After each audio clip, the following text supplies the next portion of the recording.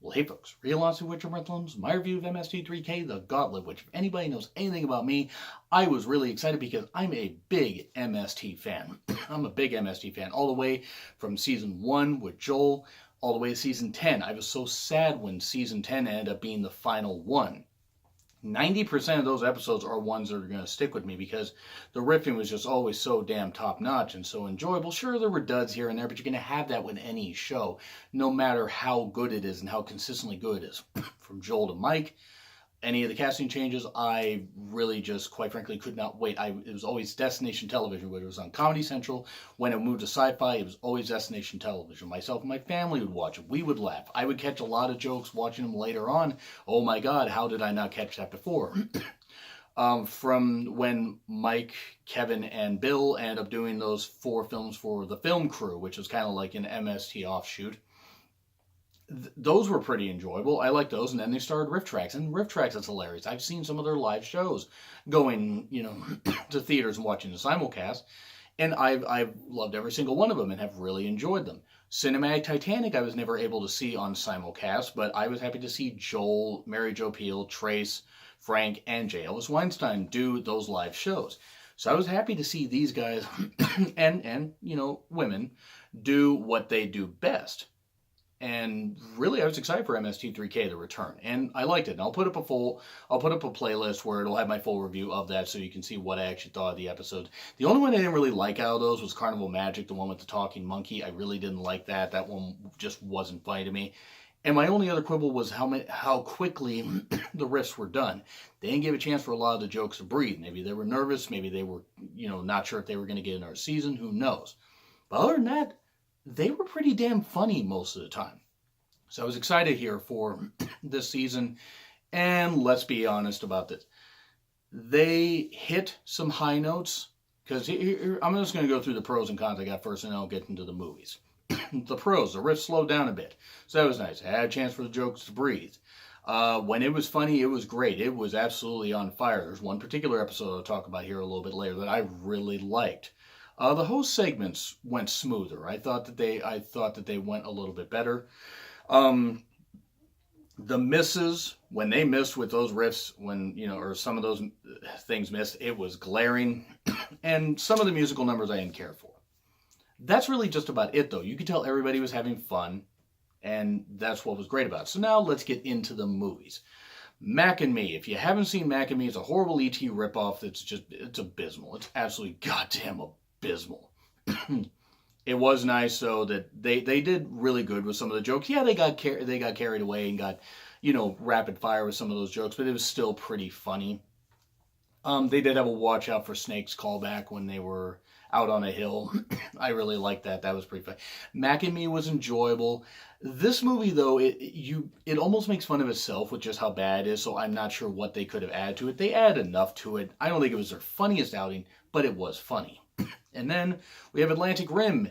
If you haven't seen Atlantic Rim, it's Pacific Rim. It's just the Asylum version of Pacific Rim. The problem is the Asylum tends to make more schlock than anything, like the Sharknado movies, but at least those are kind of entertaining.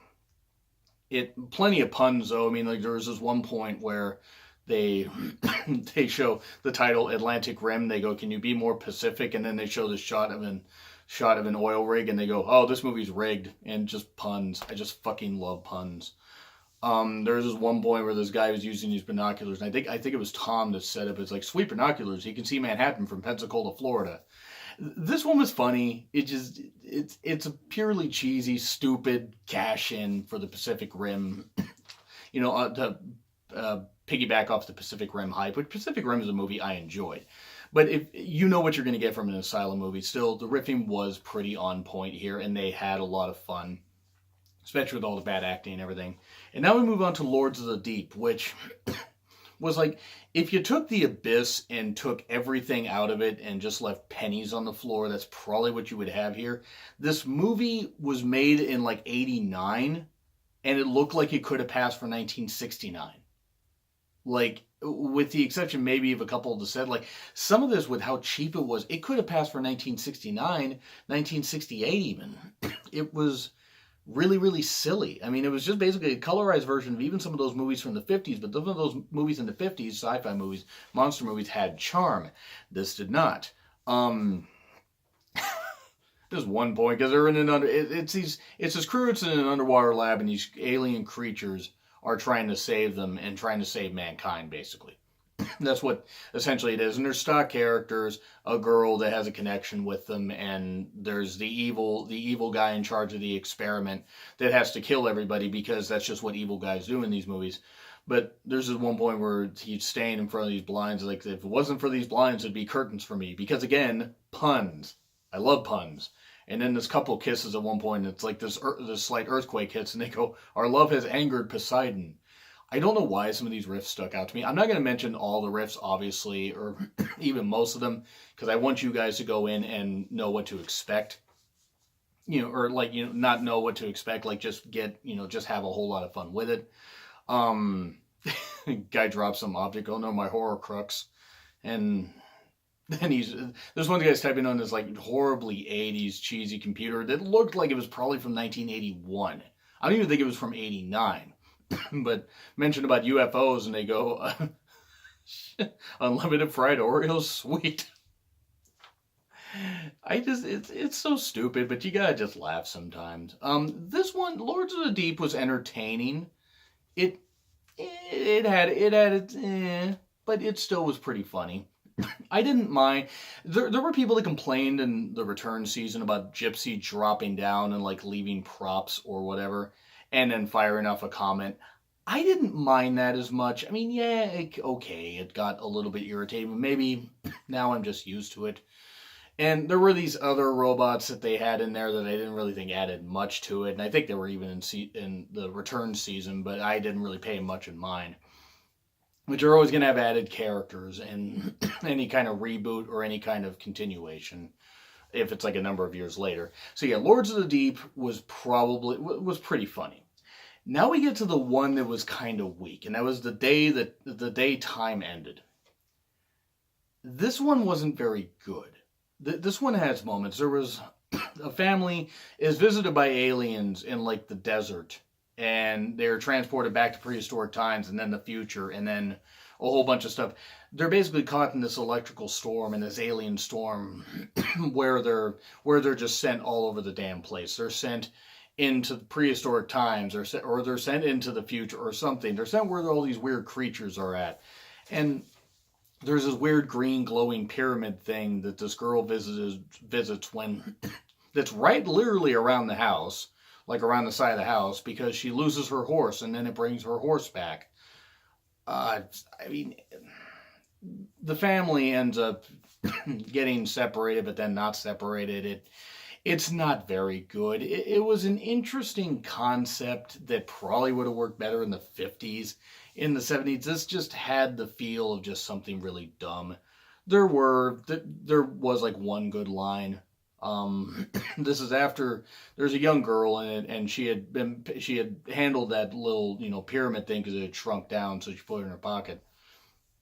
But then she'd been petting horses, and at one point she's washing her hands in the sink, and they said, "Jenny, use the soap. You've been touching horses and aliens all day."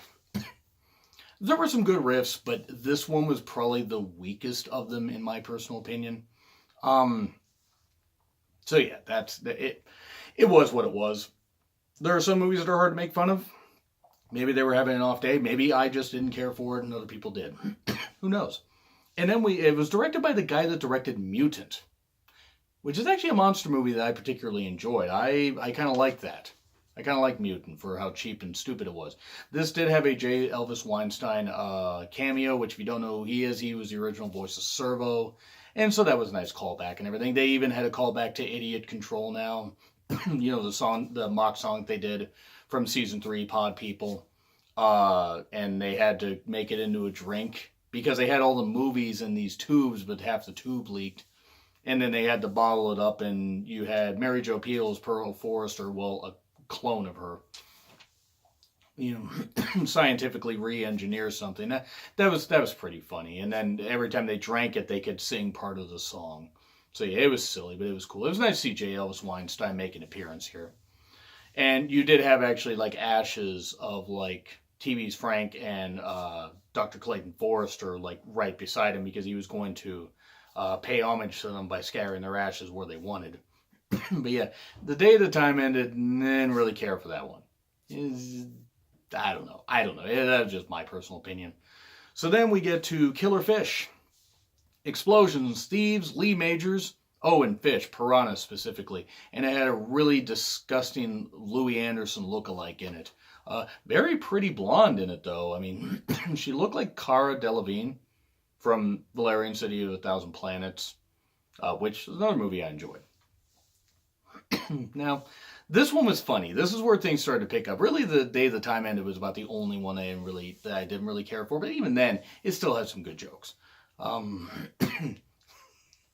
This guy ends up getting injured after this explosion. Basically, these jewel thieves get all these jewels. This industrial complex, or this complex, gets blown up.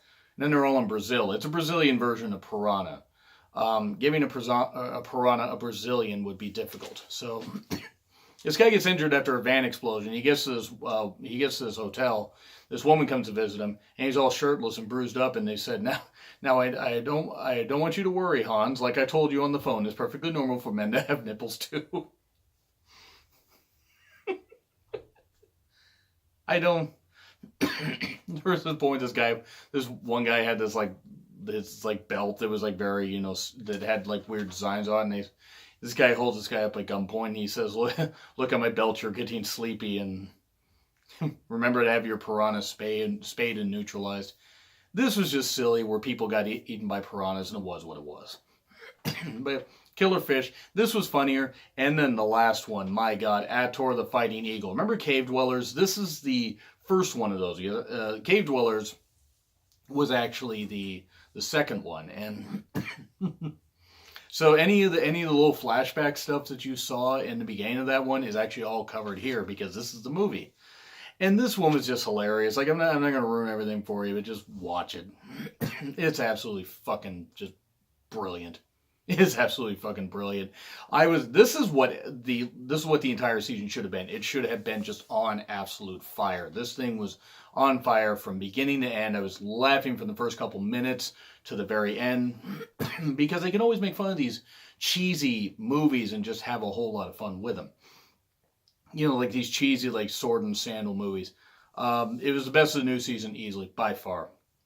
This is one point. So Ator is basically raised with this one girl, and he grows up thinking that she's his sister, but he loves her. And there's this one, they aren't actually, by the way. Ator would end up being taken by this one guy as a baby, and then shoved off on this one family.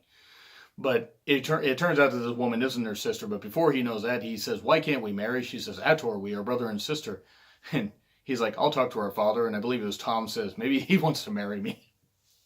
And there was Mean Girls 2, Ragnarok, because there were these girls that tried to attack Ator. That was pretty funny. And he says there's one girl that he ends up kind of befriending, one of the Amazon women. He says, "Oh, I will recover my love, and then I will reupholster her." This one was absolutely great. This one was just fucking tremendous. I really enjoyed Ator the Fighting Eagle. I don't know what their plans are for another season. It was enjoyable. I'm going to say overall I will give the season a B. I will put a poll up there just so that way you guys can vote on it too.